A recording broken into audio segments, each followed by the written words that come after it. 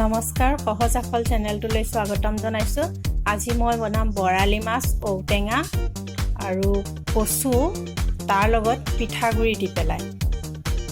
তাৰ কাৰণে দৰকাৰ হ'ব মোক ঔটেঙা, বৰালি মাছ, তাৰ পিছত কচু, এইটো কচু মই লৈছো আৰু লগতে পিঠাগুৰি।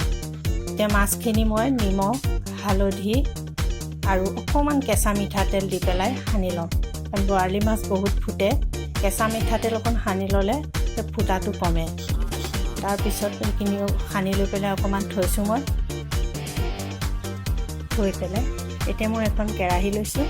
কেৰাহীখনত মই তেল দিছোঁ।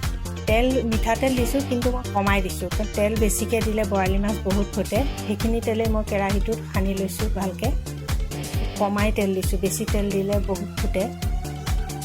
সেইকাৰণে এপিচ এপিচকৈ দি দিছোঁ মাছ। দি পেলাই জুইডাল কমকৈ দি পেলাই ভাজিব লাগে, নহ'লে বহুত ফুটে, গাত পৰে। তাৰপিছত মই এতিয়া মাছখিনি লৰাই দিছোঁ এপিচ এপিচকৈ।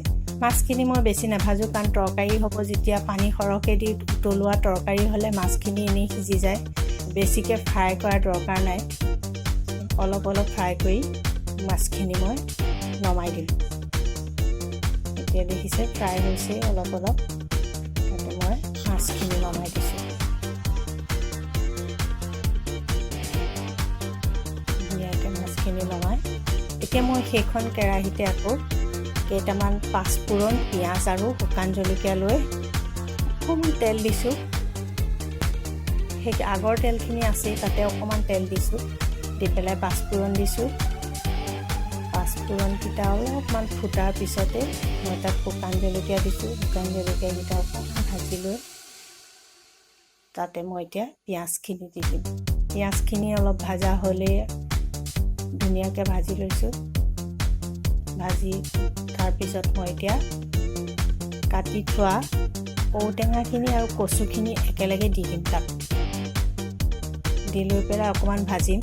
কোমলীয়া ঔটেঙা, কোমল যিহেতু, ইমান বেলেগকৈ আকৌ সিজাই লোৱাৰ দৰকাৰ নাই। সেই ভাজোতেই গলি যায়, সিজি যায়। তাত মই নিমখ অলপ দিলোঁ আৰু হালধি অলপো দিলোঁ। দি পেলাই এতিয়া মই তাতে ঢাকনিখন মাৰি দিম 2-3 মিনিটৰ কাৰণে। ঢাকনিখন উঠাই আকৌ অকণমান লৰাই দিম। প্ৰায় সিজিয়ে গৈছে ঔটেঙা।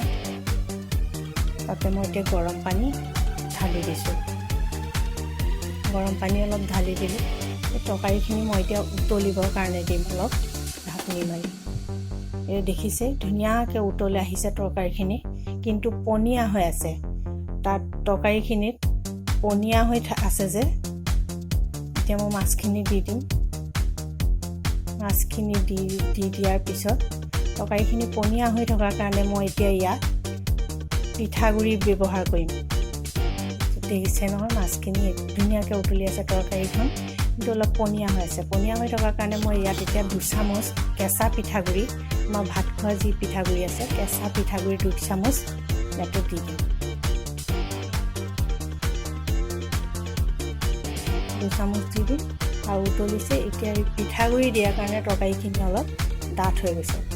আৰু এতিয়া মাছ, কচু, ঔটেঙা তৰকাৰীখিনি ধুনীয়াকৈ উতলি আছে আৰু এতিয়া নমাব প্ৰায় হৈছে। শেষৰ টাইমত মই অলপ মান ধনিয়া হাতেৰে ছিঙি পেলাই দি দিম তাত। এতিয়া বহুত ধুনীয়া গোন্ধ আহে মান ধনিয়াৰ। বহুত ধুনীয়া গোন্ধাইছে তৰকাৰীখিনি আৰু ধুনীয়াকৈ পাক হৈ গৈছে। এতিয়া নমাব পৰা হৈয়ে গ'ল আৰু মই নমাই দিছোঁ। এপিচ এপিচকৈ মাছ নমাইছোঁ। তৰকাৰীখিনিও এতিয়া মই নমাই দিছোঁ ধুনীয়াকৈ। তৰকাৰীখিনি ধুনীয়া জোখত হৈ গৈছে, ভাতৰ সৈতে খাব পৰাকৈ। এয়া দেখিলে ধুনীয়াকৈ ঔটেঙা, কচু আৰু বৰালি মাছৰ তৰকাৰীখন হৈ গ'ল। আমাৰ অসমীয়া ষ্টাইলত থলুৱা খাদ্য বতৰত খাব লাগে। আৰু এতিয়া মই গৰম গৰম ভাতৰ সৈতে বৰালি মাছ, ঔটেঙা আৰু তৰকাৰীখন পৰিৱেশন কৰিছোঁ।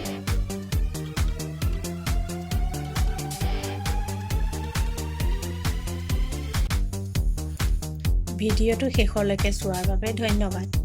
আৰু এনেধৰণৰ আৰু থলুৱা খাদ্যৰ ভিডিঅ' চাই যাবৰ কাৰণে মোৰ চেনেলটো ছাবস্ক্ৰাইব কৰি দিব আৰু ভিডিঅ'টো লাইক কৰি দিব। ধন্যবাদ।